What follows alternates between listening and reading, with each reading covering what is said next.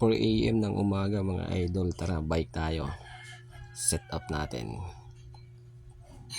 Yan, sound check. And brake check na din. Okay, let's go. Pagdating nga dito sa louvers, tinry kong mag-video gamit ang cellphone. Ito yung paakyat sa may San Rafael. Medyo mahirap pala lalo na pagpaakyat.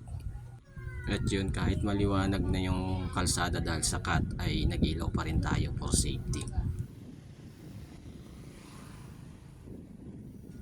At yun, pagdating ko dito sa paakyat ng Mount Parawagan ay maliwanag na.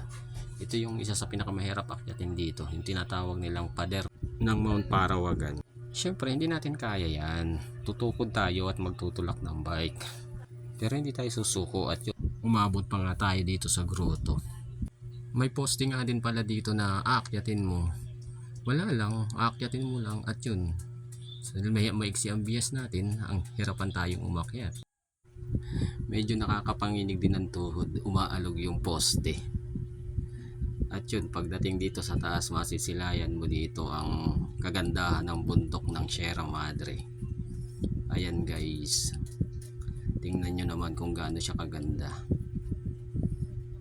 So sana lang wag siyang maging kwento na lang pagdating ng bukas.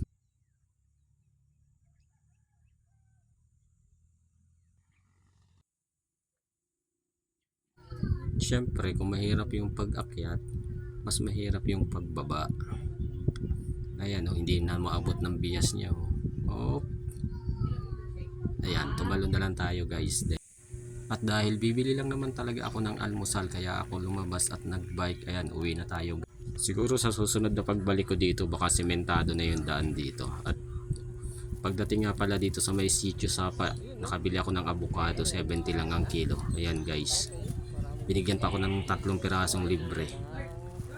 Dito lang yan sa may gilid ng Sapa. Ayun guys, may almusal na ako. Tara, kain tayo.